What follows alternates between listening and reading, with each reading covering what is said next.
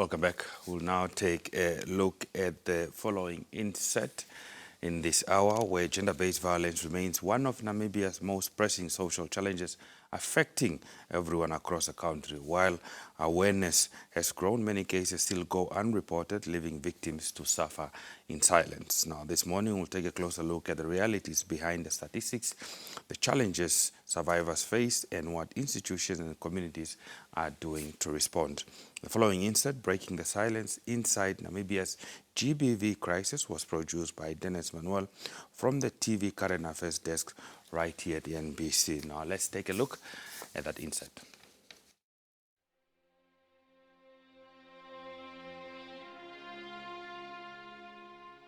Behind closed doors, beyond the smiles we see every day, a silent crisis continues to unfold.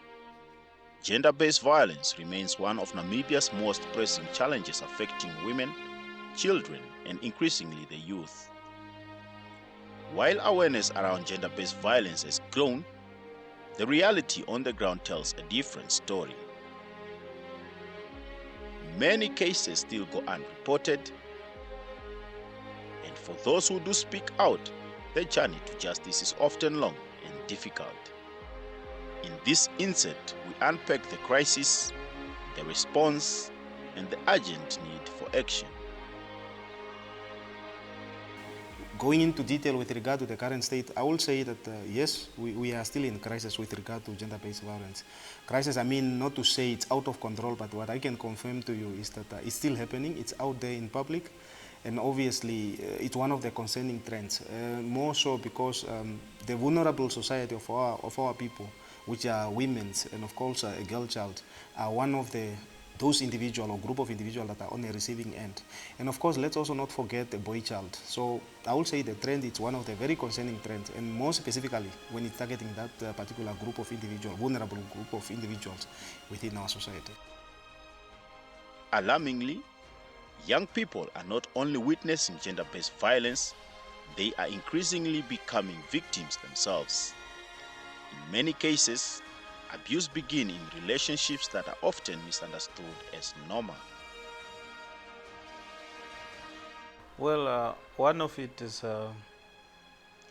gaslighting, where in a relationship sometime a male will come to say, my girlfriend has come to me to say, I'm not a man enough. If you don't do that, you are not like that man. Look at the other men are driving Golf GTI, Golf R. So why can't you do the same? So psychologically, this person is being mentally abused because they can't be at the same level of the next person. As a result, that's why we have a lot of males in jail. They might be tempted to go and commit crime just to satisfy the need of the spouse. Another thing, what we have observed is that a male child is also being economically violated. It's not an agreement between the spouse, but a female partner expects that when they go out with a male child, their boyfriend must be the one to spend. Whether to buy the drinks, to buy food. To a certain extent, they even demand that you must buy for me Brazilian hair. But they know very well this is just a student or it's an unemployed youth. But economically, they say you are a man, you must be a provider. They don't look at what stage they are, whether they are employed or not. So those are some of the things which a male child comes to say. We are economically disadvantaged. We are economically, mentally abused by our spouses. What can we do? And how do we speak about this? But the unfortunate part, when a male child speak about this, even to their friends, they just laugh about it. Even African parents, they also laugh about it. When a male child is being abused, when you report about it to the police, they even laugh at that person and say you are not being a man enough. So those are the silent signal on how a male child is being affected. However, a females, obviously their signs are very evident. They are abused by their spouse, be it in terms of entitlement. They say, for example, students, one will say, I have paid for you from your year 1 until your year 4. So you belong to me. The person becomes like a property. So the right of that female student is taken away from them. As a result, since their rights are enclosed, some will have incidents whereby it results in what we call maybe patient killing. So the female is, someone killed the female because feels they've spent a lot of resources on them. Eventually, at the end of the day, because they are mentally affected, if they are not arrested, they might also commit suicide. So these are some of the hidden things the youth are going through. So gender-based violence, it also in terms of masculinity. A male child is also being abused by their own parent in terms of gender roles.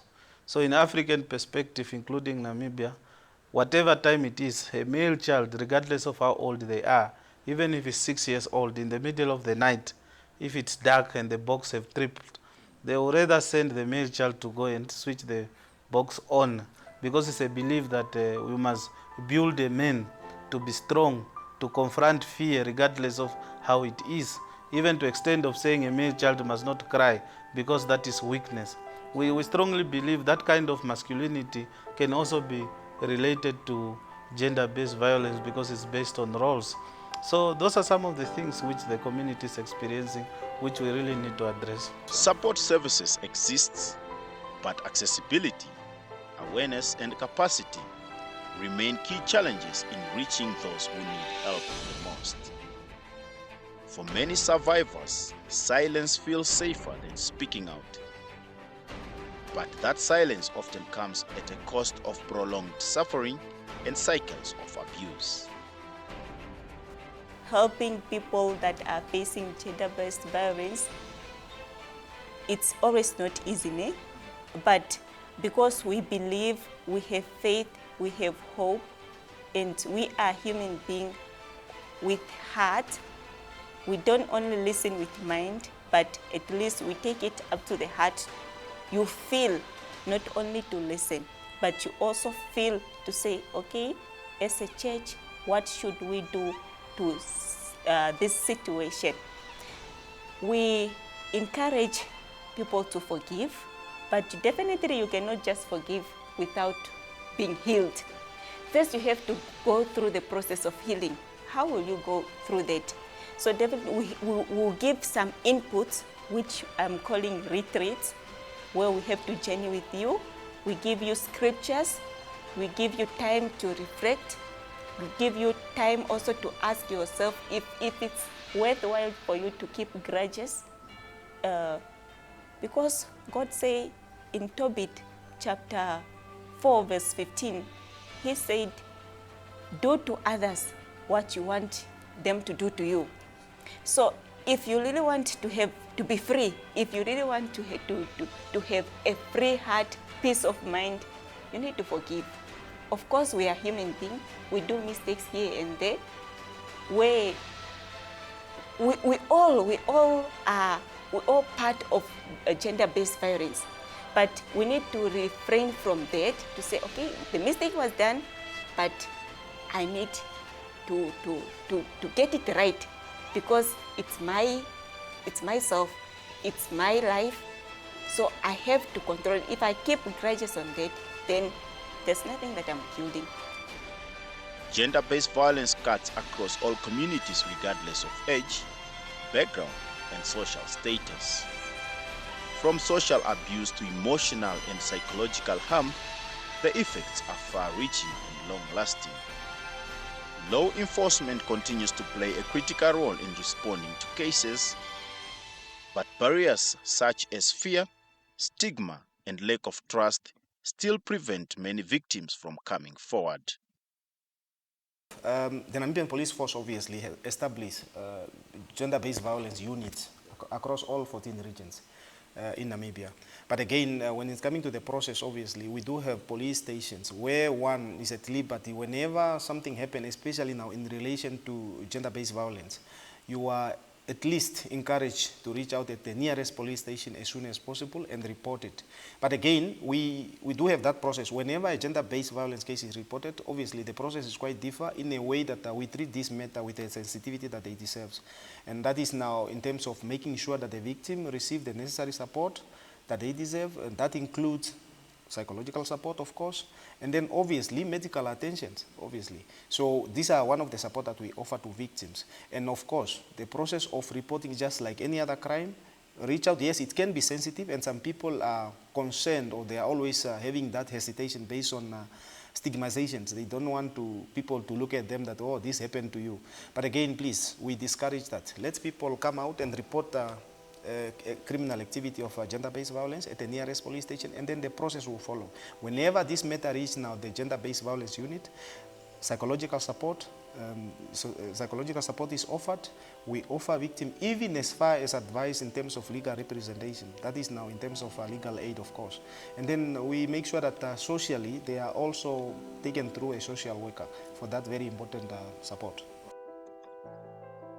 From peer pressure to toxic relationship dynamics and online abuse, the youth face unique challenges, but they also hold the power to drive meaningful change. Ending gender-based violence requires a collective effort from law enforcement and government to communities and individuals. It demands more than awareness. It requires accountability, education, and the courage to speak out. Social media is one of the tools where a lot of youth are. Maybe we must utilize it as responsible. It's not the issue of getting more likes, but it's about the message reaching the people. It must be the right message, all right? And also we must use the social media responsibly. Whatever language we put there, it does not harm the next person. It doesn't also harm you who's transmitting the knowledge. Yeah, through social media, maybe we can have short clips on what gender-based violence is all about. How do we address it? We can do that. Now, apart from utilizing social media, we can have clubs, boys clubs and girls club, where we can discuss some of these matters. At university level, when there's general student assembly, there must be an opportunity for people to discuss about this gender-based violence. Gender-based violence doesn't stop only at institutions of higher learning, not only at schools, but it must go also beyond, also in churches, also in community. We must also maybe in a certain way, increase the literacy rate of our foremen. Do they understand what gender-based violence is? Until when they understand, that is the only way we can resolve it. Empowerment, but the correct empowerment. And we must have targeted objective that we need to score. It doesn't make sense. People are addressing about gender-based violence, but it continues to increase. Then we need to reflect and see what can we do so that we can be a better place. But of course, we are ready and we will overcome this.